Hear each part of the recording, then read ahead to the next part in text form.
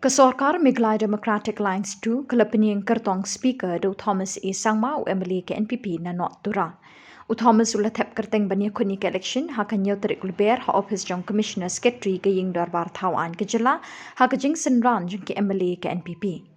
Menteri Rangba Konrad ke Sangma ula kitbok yu Thomas A Sangma u kyrtong Shongknor bo unyo eke ke babahatam ha ke jing jong u.